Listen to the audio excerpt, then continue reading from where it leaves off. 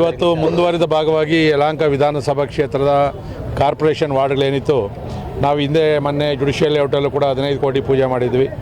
ಮೊನ್ನೆ ವಾರ್ಡು 4, 5, 6ರಲ್ಲಿ ಕೂಡ ಅಲ್ಲೂ ಕೂಡ 16 ಕೋಟಿ ಕೆಲಸಗಳ ಪೂಜೆಯನ್ನು ಮಾಡಿದ್ವಿ. ಇವತ್ತು ವಾರ್ಡ್ ನಂಬರ್ 1, 2, 3 ಈ 3 ವಾರ್ಡ್ಗಳಿಗೆ ಸೇರಿದಂಗೆ 10 ಕೋಟಿ ರೂಪಾಯಿ ಚರಂಡಿ ಮತ್ತು ರಸ್ತೆಗಳು, ಯಾಕಂದರೆ ಇಲ್ಲೆಲ್ಲ ಕೂಡ ರಸ್ತೆಗಳನ್ನಾಗೋದು ಎಲ್ಲ ಕೂಡ ಸಾಕಷ್ಟು ಗುಂಡಿ ಎಲ್ಲ ಬಿದ್ದಿತ್ತು. ಇವತ್ತು ಅನುದಾನವನ್ನು ತಗೊಂಡು ಇವತ್ತು ಅಧಿಕೃತವಾಗಿ ಗುದ್ಲಿ ಪೂಜೆಯನ್ನು ಮಾಡಿದ್ದೀವಿ. ಬಹುಶಃ ಮಳೆಗಾಲದೊತ್ತಿಗೆ 2-3 ತಿಂಗಳೊಳಗಡೆಗೆ ಈ ಕಾಮಗಾರಿಗಳೆಲ್ಲ ಕೂಡ ಮುಕ್ತಾಯ ಆಗ್ತದೆ. ಬಟ್ ಇನ್ನೂ ಅನುದಾನದ ಬೇಡಿಕೆ ಭಾಳ ದೊಡ್ಡ ಮಟ್ಟದಲ್ಲಿದೆ. ಬಡ್ಜೆಟ್ 6ನೇ ತಾರೀಕು ರಾಜ್ಯ ಸರ್ಕಾರ ಬಡ್ಜೆಟನ್ನು ಮಂಡಿಸ್ತದೆ. ಅದಾದಮೇಲೆ BBMP ಕೂಡ, ಉತ್ತರ BBMP ಕೂಡ ಬಡ್ಜೆಟನ್ನು ಮಂಡಿಸ್ತದೆ. ಈಗಾಗಲೇ ನಾನು ಅಧಿಕಾರಿಗಳಿಗೆ ಹೇಳಿದ್ದೀನಿ, ಹೆಚ್ಚಿನ ಅನುದಾನವನ್ನು ನಮ್ಮ ಯಲಹಂಕ ಕೊಡಬೇಕು ಅಂತೇಳಿ ನಿರೀಕ್ಷೆ ಇದೆ. ನಾನಂತೂ ಸರ್ಕಾರ ಯಾವುದೇ ಇದ್ರೂ ಕೂಡ ಅನುದಾನವನ್ನು ನಾನು ಎಲ್ಲೂ ತಪ್ಪಿಸಲೇ ಇಲ್ಲ.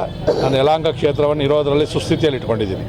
ಈಗ ಈ ಜಕ್ಕೂರ್ದು ಏನೋ ಫ್ಲೈಓವರ್ ಓಪನ್ ಆದರೆ, ಜಕ್ಕೂರು ಫ್ಲೈಓವರ್ ಓಪನ್ ಆದರೆ ಇನ್ನೂ ಕೂಡ ಟ್ರಾಫಿಕ್ ಸಮಸ್ಯೆ ಜಾಸ್ತಿ ಆಗ್ತದೆ.